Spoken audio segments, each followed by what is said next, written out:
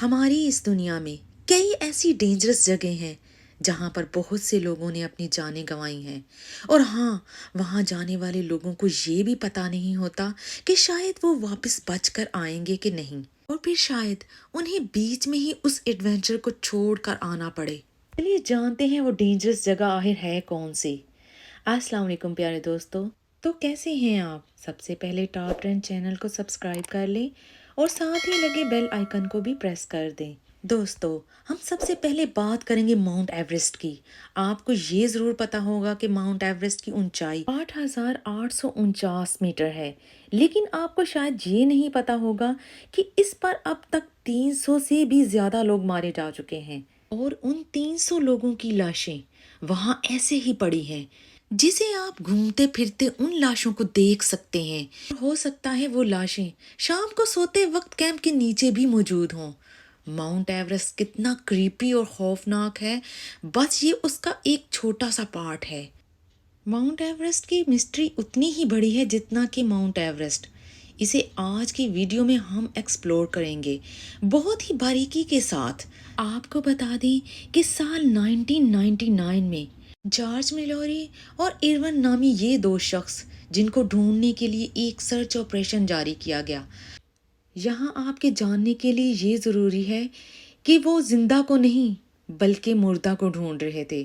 وہ چاہتے تھے کہ ماؤنٹ ایوریسٹ پر ان لاشوں کو ڈھونڈ لیا جائے۔ انہیں ماؤنٹ ایوریسٹ پر مرے ہوئے ایک دن یا ہفتہ نہیں بلکہ ان کو 75 سال ہو گئے تھے۔ اس کا لنک ہمیں جا کے ملتا ہے سال 1953 سے، جب ایڈون ہیلری نامی شخص نے نیپالی لوکل شیرپا کے ساتھ مل کر ماؤنٹ ایوریسٹ پر چڑھائی کی تھی، اور ایسا کرنے والے وہ شخص پہلے تھے۔ ایڈون ہیلری نیوزی لینڈ کے تھے۔ ان کی اس خبر کے پھیلنے کے بعد یہ کہا گیا کہ وہ پہلے انسان نہیں ہیں۔ اس سے پہلے بھی ملوری اور ایرون نے اس کو 1924 میں اس پہاڑ کو پار کیا تھا۔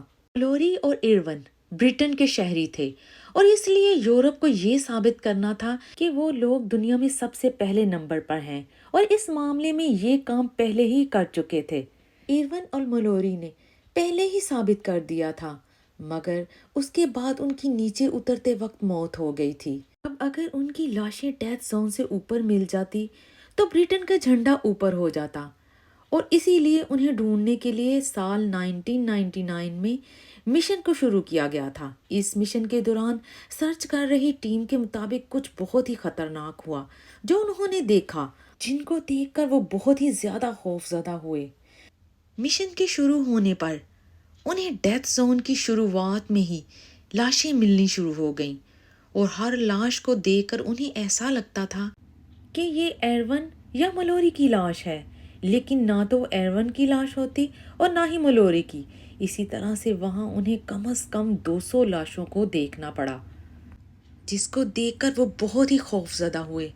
ان لاشوں کا خون بہہ کر وہیں کا وہیں جما رہا تھا، اور اس کے علاوہ انہیں دیکھ کر ایسے لگتا تھا جیسے ویکس کی گڑیا ہو۔ اگر کہا جائے کہ ماؤنٹ ایوریسٹ ایک قبرستان ہے تو شاید یہ غلط نہیں ہوگا، خاص کر تب جب لاشیں سالوں تک اتنی اچھی حالت میں پڑی رہی ہیں۔ لیکن یہاں جانے والے کئی لوگوں کا کہنا ہے کہ یہاں لاشوں کا چھوڑنا صحیح نہیں ہے، کیونکہ وہاں جانے والے لوگ بہت ہی بھیانک سفر کو دیکھتے ہیں۔ سال 2004 میں پیمپا دورجے شیرپا نامی اس شخص نے بتایا تھا کہ جب وہ چوٹی کے نزدیک ہی پہنچنے والے تھے اور وہ ایسا کرنے والے تیسرے بڑے انسان بننے والے تھے، لیکن تبھی اچانک کچھ لوگوں نے انہیں آوازیں دیں کہ انہیں کھانے کو کچھ دیں۔ جیسے ہی ان کی آوازوں کو دیکھ کر وہ پیچھے مڑے تو تبھی وہ اپنے ہوش کھو بیٹھے۔ اگلا قصہ جو کہ 1975 کی بات ہے، لندن کے دو ہائیکنگ ایکسپرٹ جو کہ کیمپ میں بیٹھے تھے۔ اس ٹائم ایوریسٹ کا موسم ٹھیک نہیں تھا۔ آدھی رات کے وقت انہیں ایک تیسرے آدمی نے جوائن کیا، اور رات وہ وہیں ان کے ساتھ ہی ٹھہرا، مگر جیسے ہی صبح ہوئی وہ آدمی وہاں سے غائب تھا۔ مگر تھوڑی ہی آگے چلنے پر انہیں اس انسان کی لاش ملی جو کہ کم از کم مہینوں پرانی تھی۔ آپ کو یہ لگے گا کہ یہ سب جھوٹ ہے، ایسا کیسے ہو سکتا ہے، لیکن شیرپا کمیونٹی جو کہ ماؤنٹ ایوریسٹ پر چڑھنے میں مدد کرتی ہے، وہ تو یہ بات مان چکے ہیں کہ ماؤنٹ ایوریسٹ پر ان لاشوں کے ساتھ ہی رہنا پڑے گا جو جب چاہے چل سکتی ہیں، جب چاہے بول سکتی ہیں اور جب چاہے فریز ہو سکتی ہیں۔ آپ کو بتا دیں کہ ماؤنٹ ایورسٹ کی مسٹری صرف لاشوں تک ہی نہیں بلکہ یہ کئی خطرناک جانوروں تک بھی ایگزسٹ کرتی ہے، جس میں آپ نے یٹی کا نام تو سنا ہی ہوگا۔ ماؤنٹ ایورسٹ پر چڑھنے والے ٹورسٹ بتا چکے ہیں، کافی دفعہ ایسا لگا کہ انہوں نے یٹی کو دیکھا ہے مگر اگلے ہی پل وہ غائب ہو جاتا ہے۔ وہ ایسا تیز جانور ہے کہ لوگ اس پر یقین بھی نہیں کر پاتے انہوں نے یٹی کو دیکھا بھی ہے کہ نہیں۔ لیکن ایورسٹ کی اس مسٹری کو بھی شیرپا کمیونٹی کے لوگوں نے پختہ کیا ہے، جن کا کہنا ہے کہ انہوں نے نہ صرف یٹی کو دیکھا ہے بلکہ وہ اسے بہت ہی نزدیک سے آبزرو بھی کر چکے ہیں۔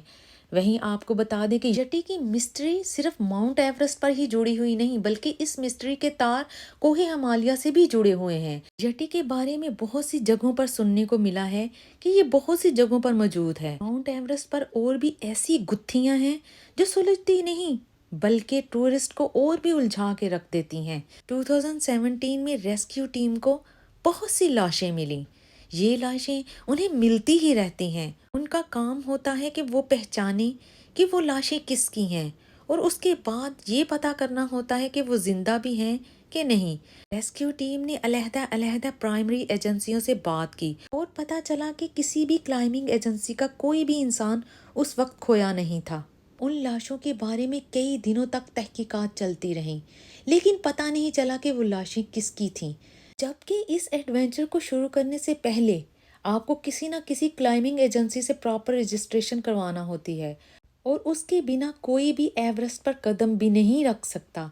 ایورسٹ کے خطرناک تجربوں کی لسٹ بہت ہی زیادہ لمبی ہے اور آپ اس لسٹ میں جتنا چلتے جائیں گے آپ کو پتہ چلے گا کہ ایورسٹ باہر سے جتنا خاموش نظر آتا ہے یہ اتنا ہی خطرناک اور بھیانک بھی ہے۔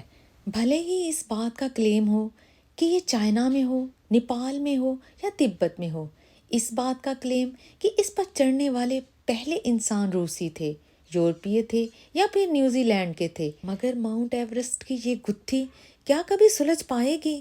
شاید نہیں۔ مجھے امید ہے کہ آپ کو میری یہ ماؤنٹ ایورسٹ کی الجھی ہوئی سٹوری ضرور پسند آئے گی، تو پلیز کامنٹ سیکشن میں لائک کا اظہار ضرور کیجیے۔